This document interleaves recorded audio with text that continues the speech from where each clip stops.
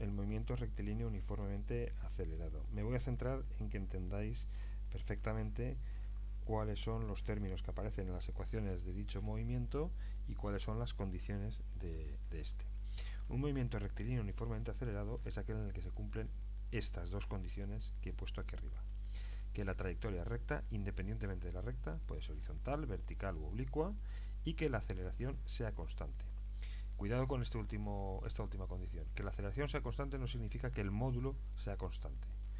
Significa que el vector aceleración sea constante. Es decir, que el módulo sea constante, que la dirección de ese vector sea constante y que su sentido también sea el mismo. Que no cambie a lo largo de toda la trayectoria.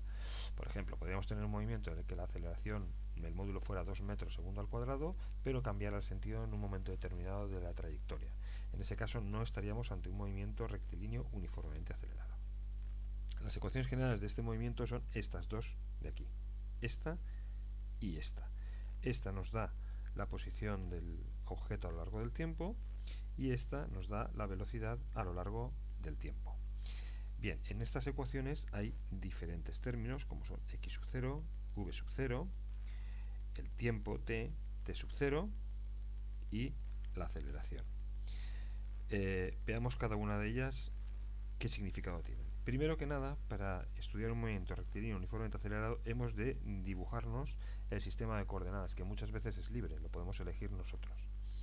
Realmente el objeto no se mueve sobre el eje Y, pero lo necesitamos para saber definir dónde está el origen de coordenadas, en cuyo punto la posición es 0.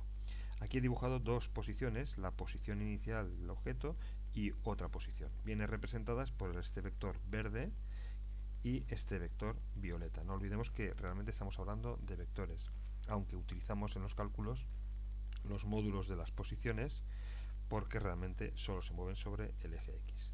Esta X sub 0 sería la posición inicial en el instante inicial, que no tiene por qué ser 0. Y esta X sería la posición en cualquier otro instante. De esta manera nos quedaría por definir la aceleración. Si, y aquí este punto es básico, la aceleración apunta hacia el semieje positivo, es decir, hasta la parte positiva de las X o del eje, llamémosle como le llamemos, la aceleración se considera positiva. Sin embargo, si la aceleración apunta hacia el semieje negativo, la aceleración es negativa. Lo mismo vale para la velocidad. Si la velocidad apunta hacia el lado derecho del semieje, es una velocidad positiva.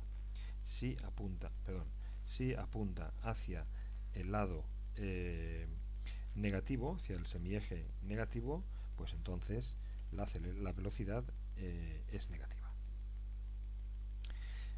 Cuidadito porque aquí muchas veces pensáis que la aceleración es negativa siempre que el objeto esté en el lado negativo del eje X. Eso no es correcto.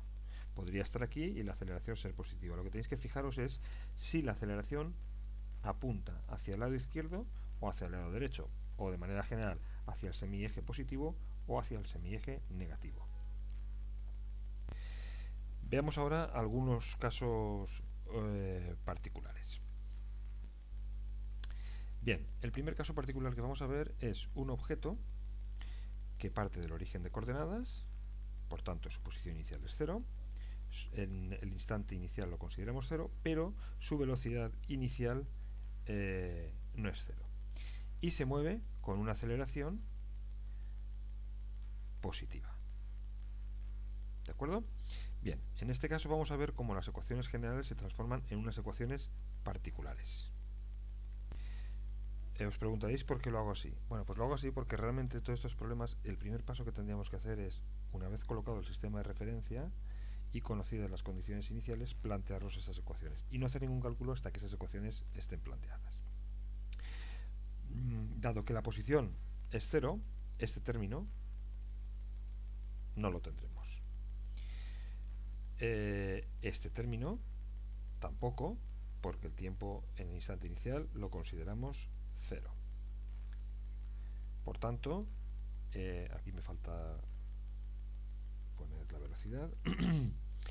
Las expresiones nos quedarían de esta manera simplificadas.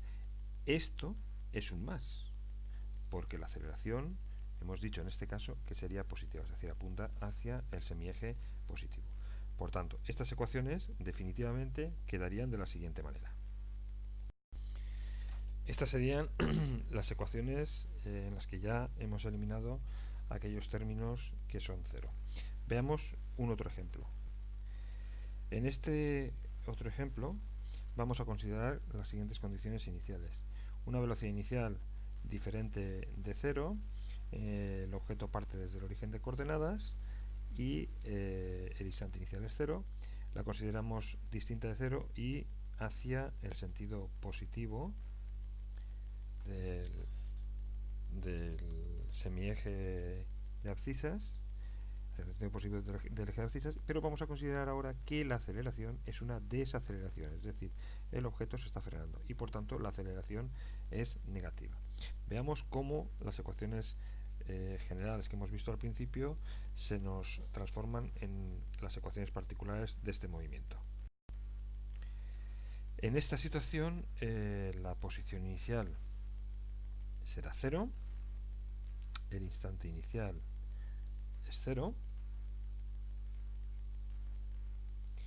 pero cuidado, porque aquí ahora no tendremos un más, tendremos un menos, ya que la aceleración es negativa. Y aquí tampoco tendremos un más, sino que tendremos un menos. Bueno, vuelve a faltarnos aquí la velocidad, igual a la velocidad inicial menos la aceleración por el tiempo.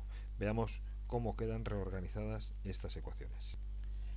Así quedarían las ecuaciones, que vamos a intentar interpretarlas un poco. Fijémonos que la velocidad inicial por el tiempo es un término positivo, porque la velocidad inicial es positiva.